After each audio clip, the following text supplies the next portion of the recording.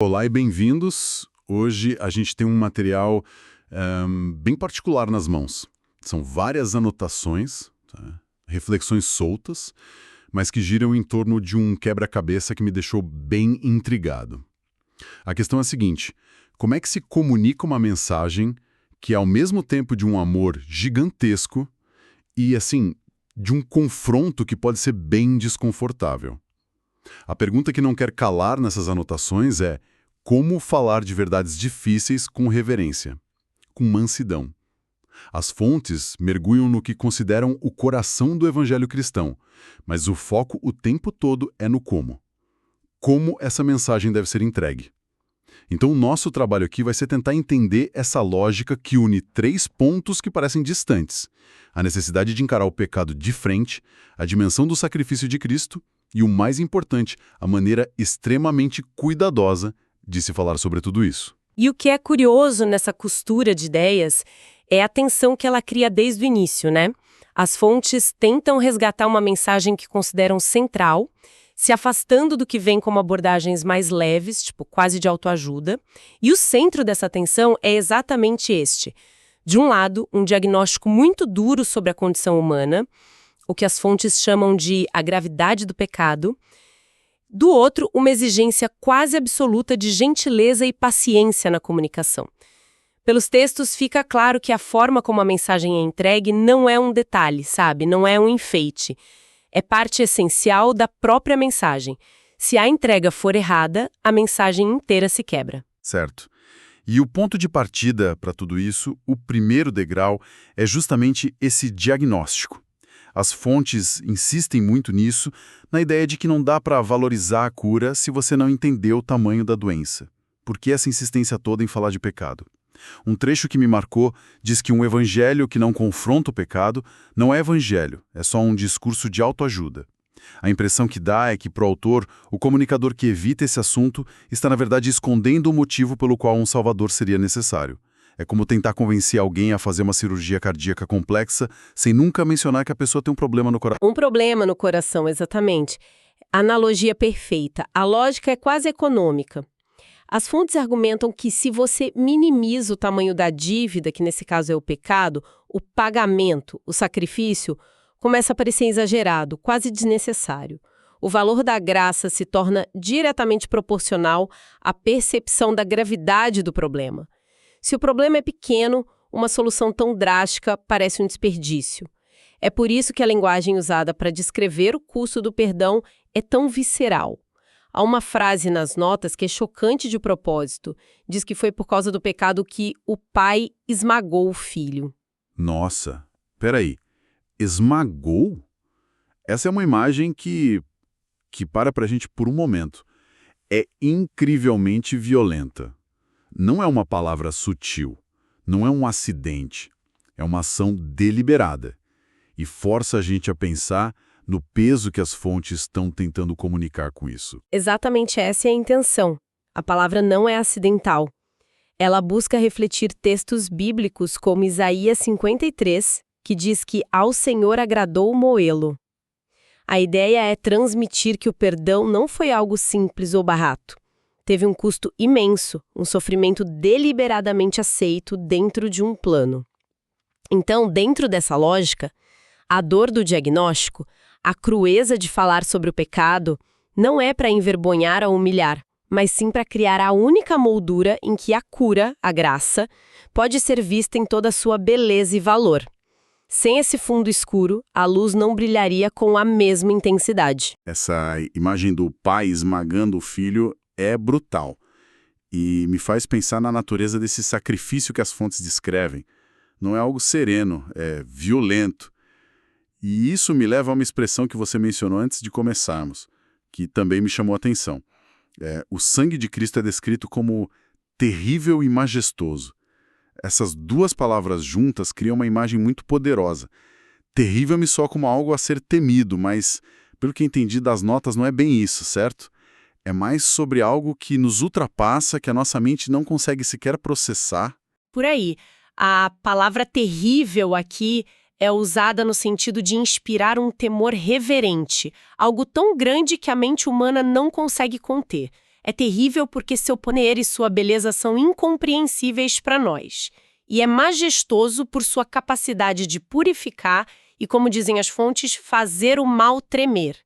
Não é uma imagem de fraqueza, mas de um poder avassalador. E essa dualidade se reflete em uma dupla função, que, segundo essa perspectiva, o sacrifício tem. Depende inteiramente da resposta de cada pessoa. Uma dupla função, como assim? Sim, ele age de duas formas completamente opostas.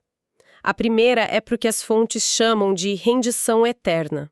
Para a pessoa que o aceita, esse sacrifício lava, purifica, usando a imagem clássica de deixar a pessoa branca como a neve. É a função redentora. Mas, para quem o rejeita, esse mesmo sacrifício cumpre uma segunda função, a de perdição eterna. Ele te torna uma testemunha no juízo final, a prova da oportunidade de redenção que foi recusada. A mensagem é muito direta. Não há campo neutro. A escolha que se apresenta é binária, entre vida e morte. E isso só reforça o peso da troca que aconteceu ali, onde Cristo teria absorvido um sofrimento eterno, a ira divina, que nessa teologia era o destino da humanidade. Ok, então temos essa mensagem incrivelmente intensa. Um diagnóstico grave sobre a condição humana, um sacrifício descrito com palavras como esmagado, terrível e majestoso. Isso cria uma tensão enorme. Como, então, as fontes dizem que se deve falar sobre isso? Porque o meu primeiro instinto seria usar uma linguagem igualmente forte, um tom de emergência, de urgência. Mas parece que a orientação é o completo oposto. É isso mesmo? É isso mesmo. Sem usar termos agressivos. Elas proíbem expressões como soco no estômago ou palavras como provocar. A comunicação precisa ser mansa. E a justificativa para isso é profunda. Segundo um dos textos, o motivo é que Jesus abomina a violência contra um ser humano. Portanto, usar de violência verbal ou psicológica para falar do evangelho seria trair a própria essência de quem Jesus é. Uma conversa sobre alguém que sofreu tanto por amor não pode ser feita às pressas ou com agressividade. Ela exige reverência, tempo, cuidado.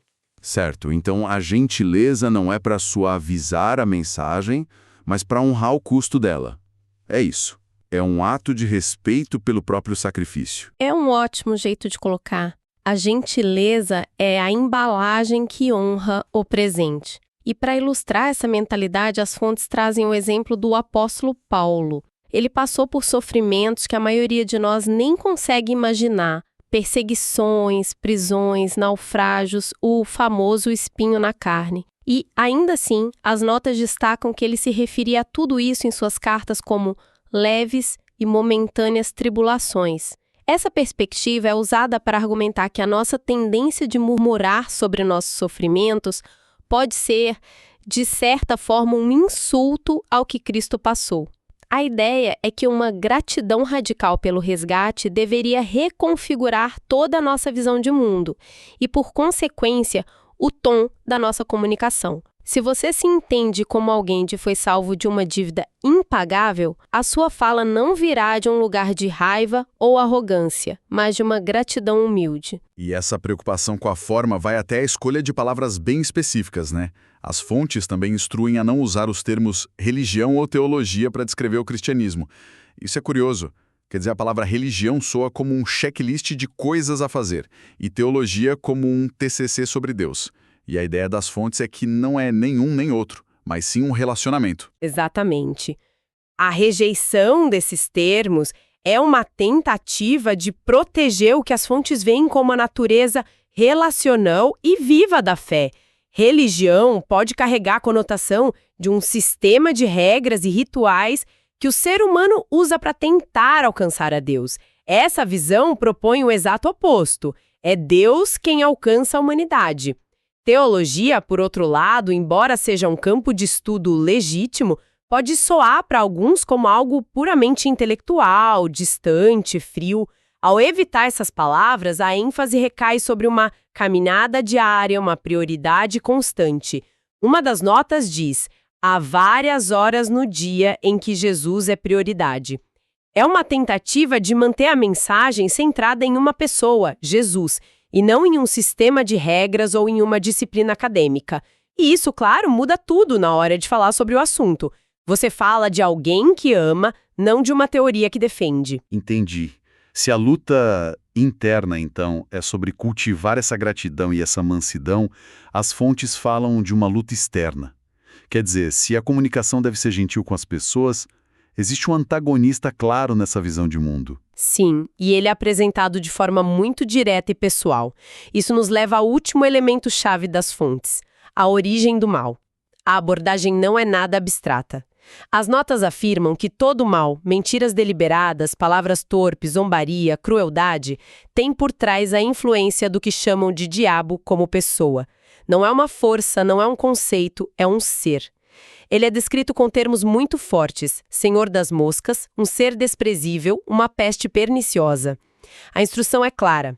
Ele e sua influência devem ser rejeitados ativamente. Essa personificação do mal é algo bem marcante. Quais as implicações disso? Isso não tira um pouco da responsabilidade humana? Essa é uma questão importante que as fontes levantam. Ao criar um antagonista pessoal e externo, a estrutura de pensamento afeta, sim, a percepção da responsabilidade, mas não da forma que se imagina. Não se trata de dizer o diabo me fez fazer. Pelo contrário, a responsabilidade do indivíduo se torna ainda mais clara. É a de rejeitar essa influência. A luta não é contra uma tendência ruim ou uma falha moral abstrata dentro de si. É uma batalha ativa contra uma influência externa que, segundo as fontes, vive em ódio e desespero e ativamente semeia o mal. Enquadrar a luta espiritual dessa forma torna o comando mais direto. Identifique a fonte da mentira, da zombaria, do ódio e rejeite-a. É uma guerra, mas uma guerra que não é travada contra outras pessoas, e sim contra essa influência. Ok, então se a gente amarrar tudo isso, o que temos aqui é uma visão de mundo muito coesa. Começa com um diagnóstico duríssimo sobre o pecado, que serve para dar o devido valor a um sacrifício de proporções cósmicas descrito como terrível e majestoso. E aí vem o paradoxo. Toda essa mensagem de altíssima intensidade precisa obrigatoriamente ser entregue com a máxima gentileza, com mansidão, com reverência. É uma mensagem dura, entregue com mãos macias. A nossa análise mostra que, para essa visão, o como se fala é tão importante quanto o que se fala. A forma não é um adereço, é parte da essência. Essa é a tensão que permeia todas as anotações. A necessidade de apresentar uma doença descrita como terrível, para que a cura seja vista como majestosa e devidamente valorizada. Mas, ao mesmo tempo, fazer isso com um cuidado e uma paciência que honrem tanto o sofrimento por trás do sacrifício, quanto o amor pela pessoa que está ouvindo. A reverência no falar nasce da reverência pelo tema do qual se fala e pela pessoa com quem se fala. Não é uma técnica de marketing, é uma consequência da própria crença. Isso nos deixa com um pensamento final para refletir, então. Sim, com base em todos esses princípios que vimos nas fontes, fica uma pergunta no ar. Se a forma como uma verdade é comunicada pode alterar radicalmente sua recepção, em que ponto a mansidão deixa de ser uma técnica de comunicação e se torna ela mesma uma parte essencial e inseparável da própria mensagem?